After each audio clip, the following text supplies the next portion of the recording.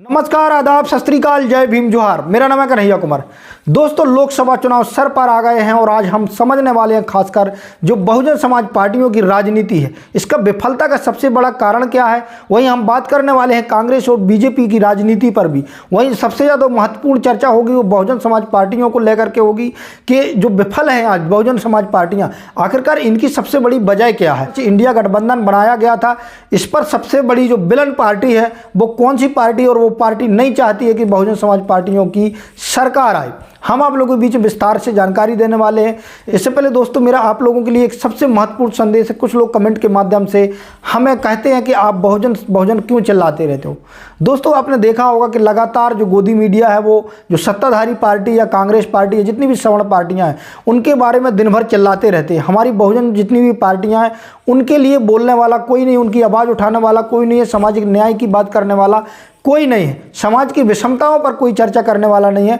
इसलिए जो हमारा चैनल है खासकर बहुजन समाज के उत्थान के लिए बनाया गया और बहुजन समाज की आवाज़ उठाने के लिए बनाया गया। इसलिए हम हमेशा बहुजनों की आवाज़, शोषित वंचित पीड़ित समाज के लोगों की आवाज़ उठाते रहें। दोस्तों, मेरा आपसे निवेदन है कि अभी तक आपने हमारे BM90 को सब्सक्राइब नहीं किया तो सब्सक्राइब कर लें, साथ में बेल आइकन को प्रेस कर लो, वही वीडियो को लाइक कर लें। दोस्तों, सबसे पहले हम समझते हैं बहुजन राजनीति को कि बहुजन राजनीति की विफलता का जो सबसे बड़ा कारण रहा है अब तक का, वो क्या है। आपने देखा होगा कि जो राज्यसभा अभी चुनाव चल रहे हैं, राज्यसभा चुनावों में जितनी भी बहुजन पार्टियां थी, चाहे वो RJD हो, JDU हो, चाहे समाजवादी हो, बहुजन समाज पार्टी हो, जितनी भी तमाम प्रकार की पार्टियां हैं, JMM हो, इस पर आपने देखा होगा कि जो राज्यसभा का जो चुनाव हुआ है, इन राज्यसभा के चुनावों में आपने एक एक करके देख लिया होगा कि जो सबसे ज़्यादा सवर्ण समाज के कैंडिडेट उतारने का जो काम किया है वो बहुजन पार्टियों ने किया है। इस चीज़ को आप पारदर्शिता के साथ आप देख सकते हैं इस राज्यसभा चुनाव। इसके अलावा दोस्तों, जो सबसे बड़ी विफलता का कारण बना रहा बहुजन समाज पार्टियों का, वो ये रहा, आपने देखा होगा कि जिस प्रकार से पल्लवी पटेल ने वो आवाज़ उठाई है जो समाजवादी पार्टी के खिलाफ, जिस प्रकार से उन्होंने सीधे तौर पर आरोप लगाया है कि जो खासकर जो वोट देने का काम करता है समाजवादी पार्टी को, वो SC/ST OBC समाज का व्यक्ति है, वो सड़कों पर लड़ाई लड़ता है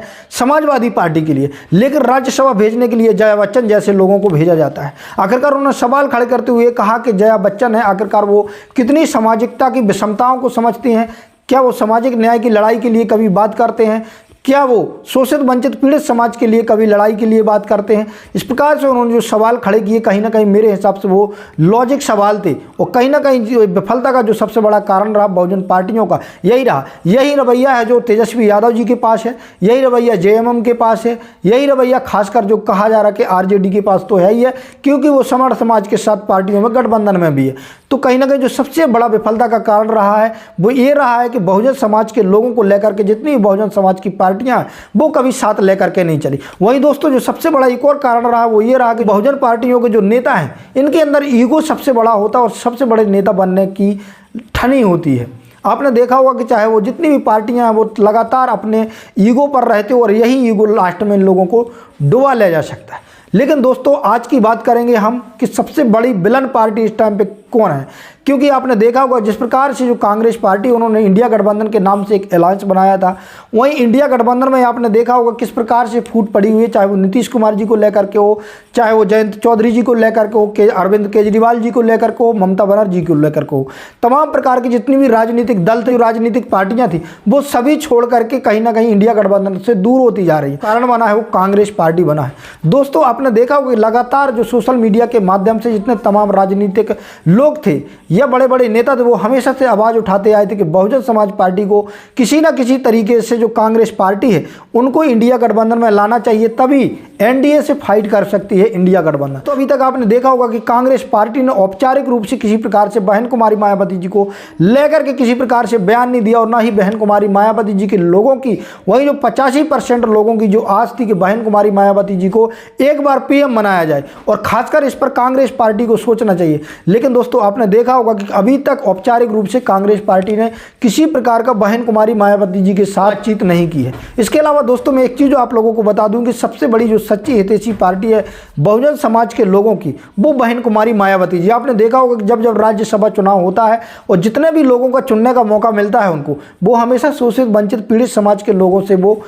वहाँ राज्यसभा भेजने का काम करते। जितनी बहुजन पार्टियां हैं, आज भी देखा होगा आपने, ये सवर्ण समाज के लोगों के कदमों में डले होते हैं। आप इस चीज़ को स्पष्ट रूप से इस राज्यसभा चुनाव से देख सकते हैं। इस यही कारण है कि आज पल्लवी पटेल और स्वामी प्रसाद मौर्य तमाम बड़े बड़े नेता है, ये जो बहुजन पार्टियां हैं वो छोड़ करके जा रहे हैं। वहीं हम बात करने वाले हैं आज की राजनीति की कि आखिरकार जो बीजेपी पार्टी है, बीजेपी की राजनीति है जो कुशल पूर्वक क्यों संपन्न हो जाती है और आखिरकार वो इस पर फतेह क्यों कर लेते हैं। दोस्तों, जो बीजेपी पार्टी की राजनीति है, जिस प्रकार से आज चल रहा है कि जो जिसकी जितनी संख्या भारी उसकी उतनी हिस्सेदारी,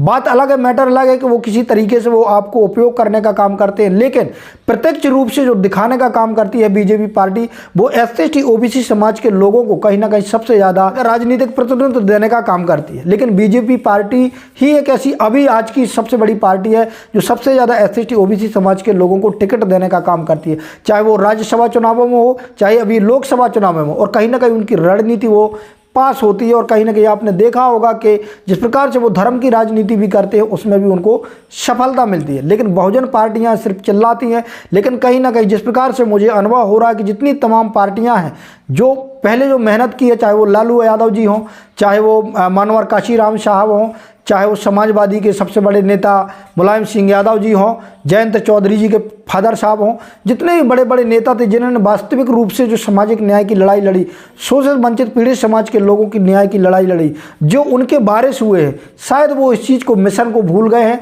शायद वो विचारधाराओं को भूल गए हैं कि आखिरकार जो हमारे बड़ों ने लड़ाई लड़ी है वो किस लिए लड़ी है और आज ये पार्टी जो यहाँ तक खड़ी हुई है वो किनकी बदौलत खड़ी हुई, इस चीज़ को भूल गए हैं और पूर्ण तरीके से किसी प्रकार से उनके अंदर विचारधारा नहीं रह गई। आज भी उन्हीं समण समाज के लोगों की तरह बहुजन पार्टियों में विचारधारा हो गई है। यही सबसे बड़ा विफलता का कारण रहा है बहुजन समाज पार्टियों का। लेकिन दोस्तों, अभी भी इन लोगों को समय है, लोकसभा चुनाव लगभग 1.5 से 2 महीने बचे हुए हैं। ऐसे समय पर बहुजन समाज पार्टियों को मिल करके एक गठबंधन तैयार करना चाहिए और गठबंधन के सबसे बड़े नेता के रूप में बहन कुमारी मायावती जी को प्रोजेक्ट करना चाहिए। बहन कुमारी मायावती जी ही एक देश में ऐसी लीडर हैं जो खासकर NDA से लड़ सकती हैं और खासकर जो सबसे ज़्यादा डरने का काम करती है, चाहे वो कांग्रेस पार्टी हो चाहे बीजेपी पार्टी हो, दोनों पार्टियां यदि डरती हैं तो बहन कुमारी मायावती जी से डरती हैं। आगे जो भी खबर अपडेटेड होगी हम आप लोगों तक पहुंचाते रहेंगे। अंत में BM90 की आपसे गुजारिश है कि अभी तक आपने हमारे चैनल को सब्सक्राइब नहीं किया तो सब्सक्राइब कर ले, साथ में बेल आइकन को प्रेस कर लो, वहीं वीडियो को